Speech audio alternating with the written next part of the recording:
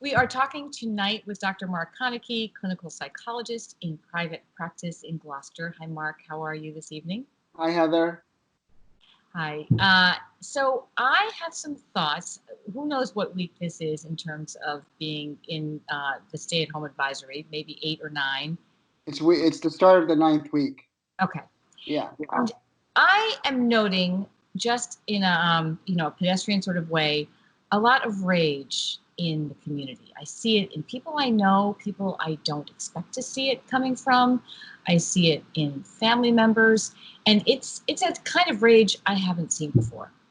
Could you talk a little bit about that? Am I right? Am I seeing this? Are you seeing patterns of rage?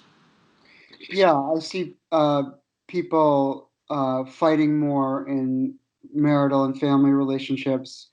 I see teenagers who are voicing anger in a more boisterous way than they're used to doing. And as everyone knows, teenagers are angry, but I'm seeing an intensification of that.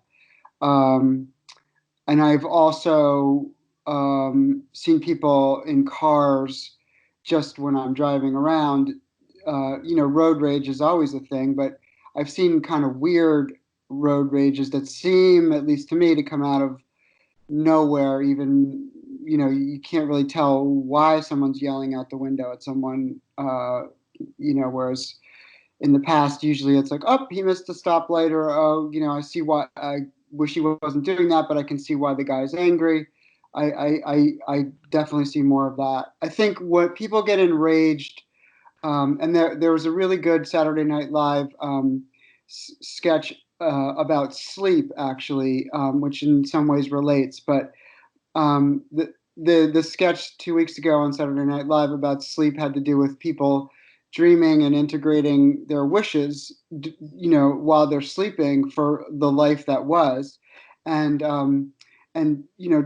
all the things that were missing, and then also people who can't sleep because of this problem. And if you feel like your needs aren't going to be met, people tend to get more enraged.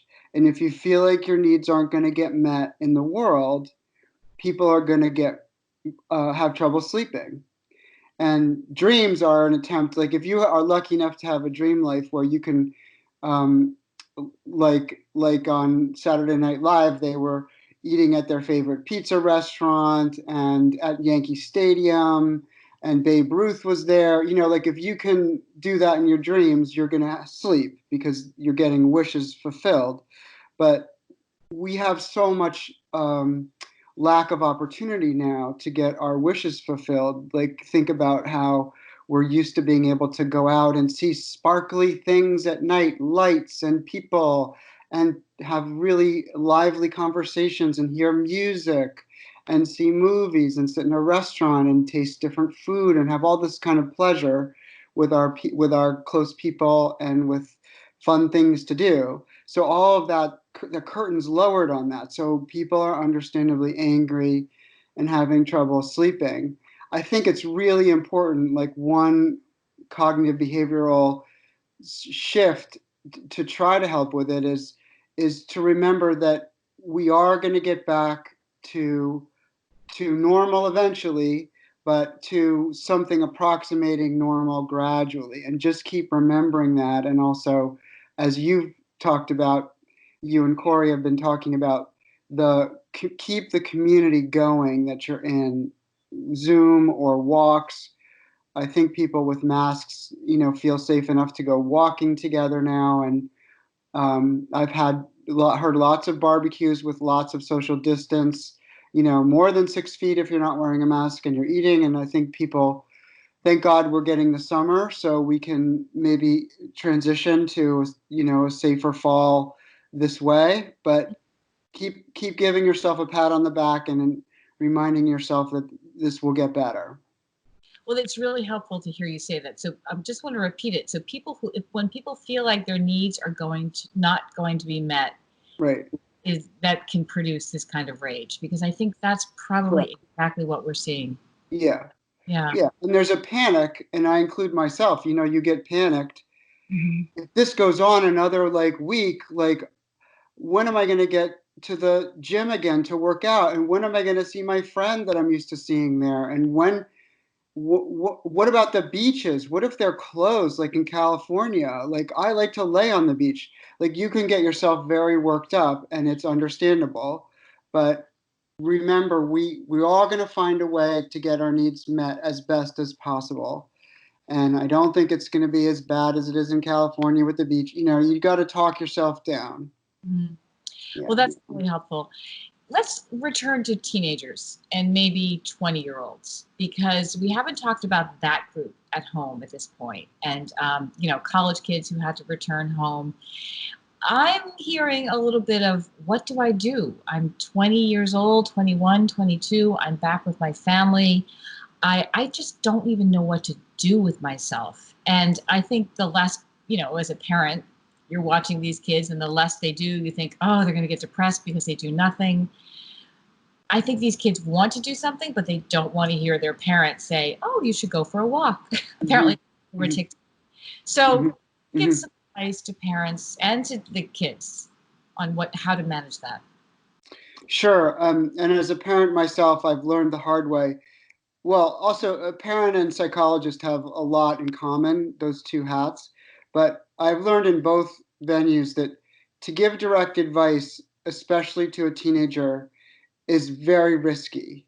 So but you're gonna have direct advice in your mind. So good for you, and pat yourself on the back for having the idea. Hold it in the bank. Don't give up on it.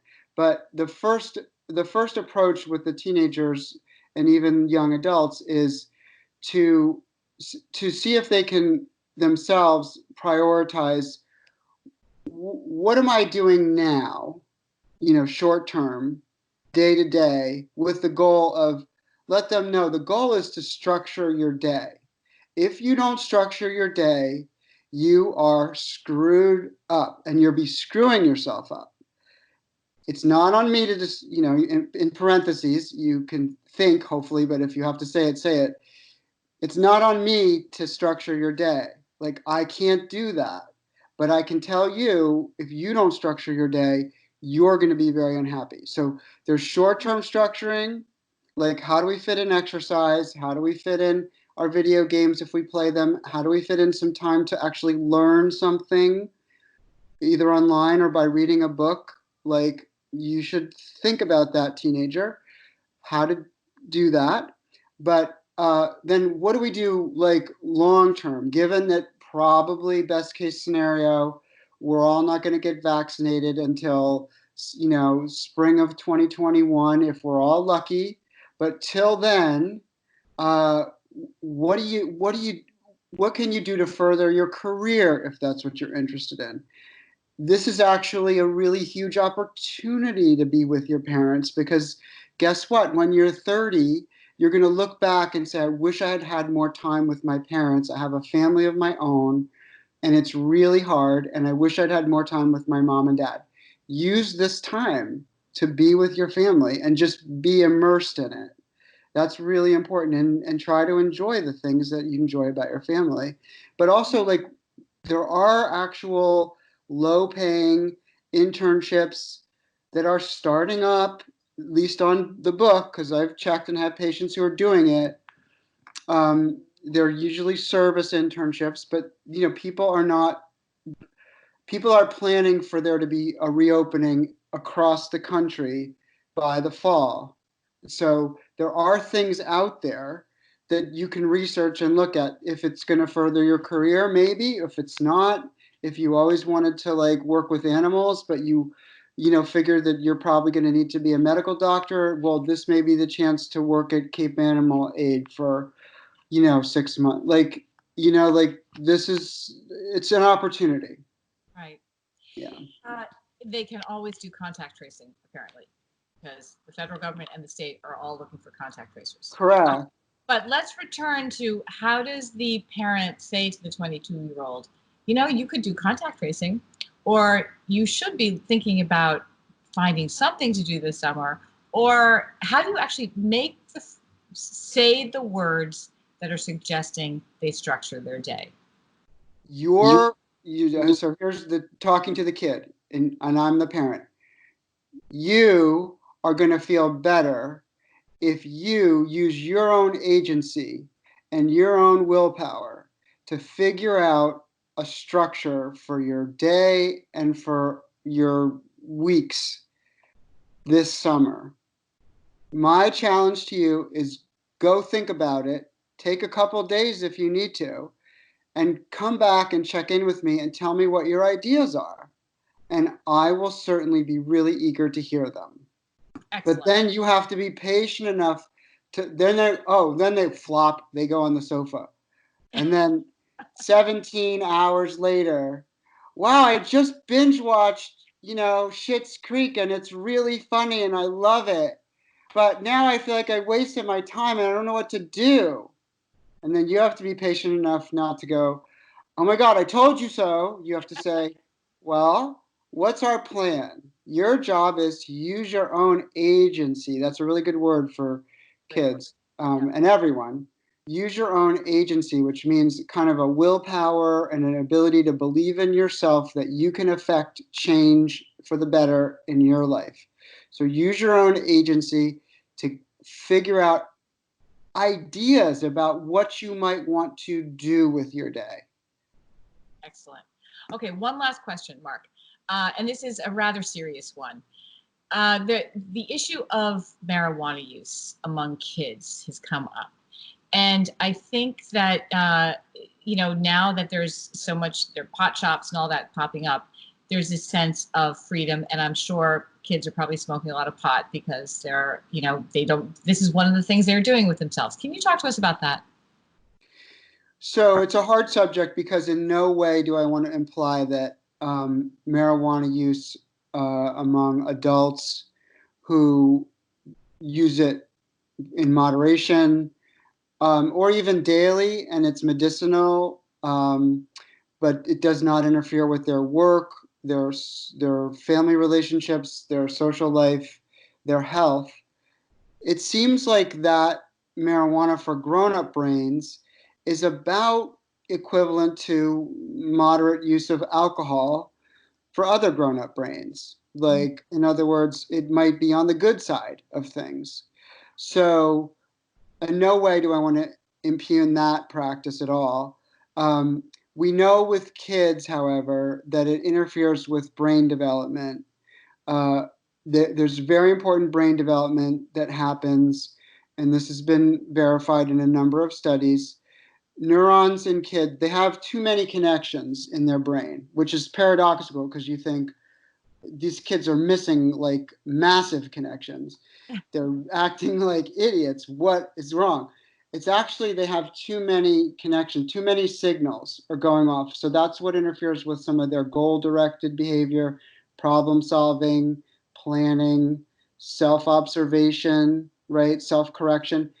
It's too much. So the brain actually kills off neuronal connections, from like 13, 14, all the way up to like 24, 25, when your brain really matures. Mhm. We know that pot smoking interferes with that. It slows it down. So there's that problem. Now, whether the brain catches up when you're grown up, nobody knows, it hasn't been studied. But um, so that's a problem. The other problem is if you have any kind of incipient mental illness that, you might avoid if like serious mental illness with psychosis attached, you might avoid it if you have all kinds of things in place, but you add pot in, that almost always precipitates a bad reaction, at least temporarily. So that's another reason to be careful when you're young. But uh,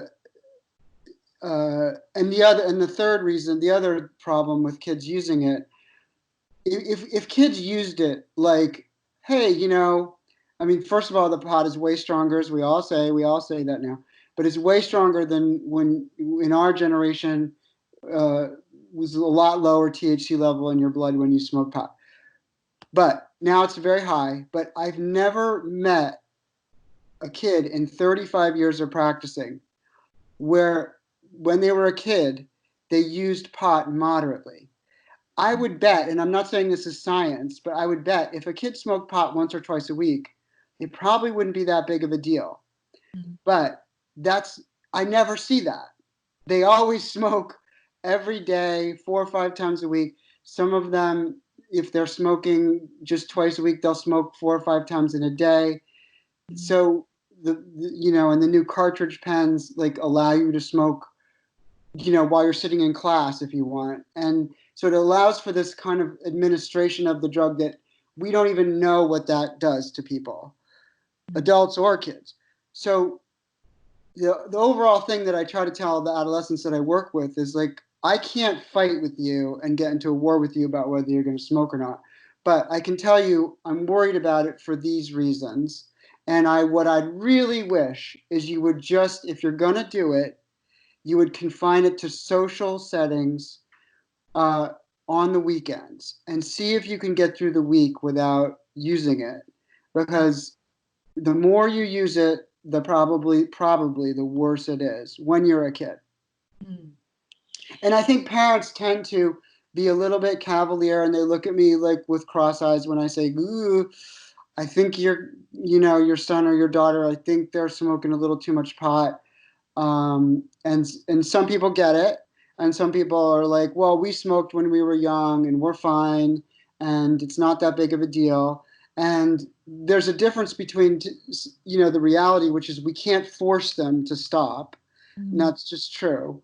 But at the same time, we don't have to accept their version of it, which is, this is totally fine. It's not hurting me. My short-term memory is fine. Wait, what did you just say? Like, Right, we don't have to accept that. right. Yeah. And but what ages are we talking about? What are you seeing? What's the youngest age that you're seeing pot use being problematic in?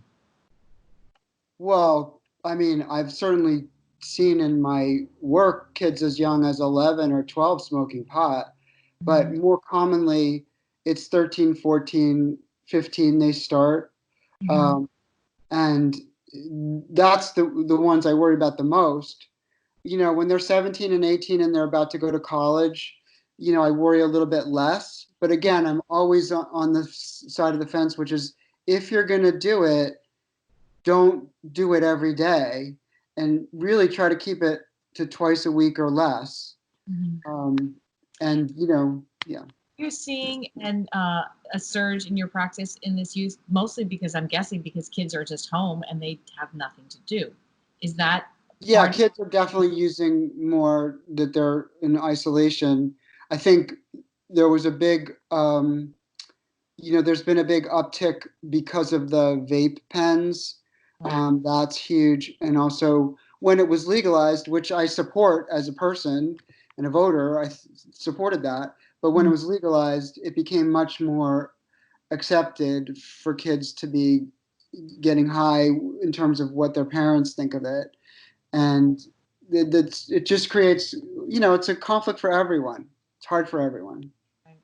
Yeah. Well, thank you so much. This has been a long conversation, but we really appreciate all your wise insights. Oh, thank you. And we hope to talk to you again soon. Yeah, see you soon. Thank you.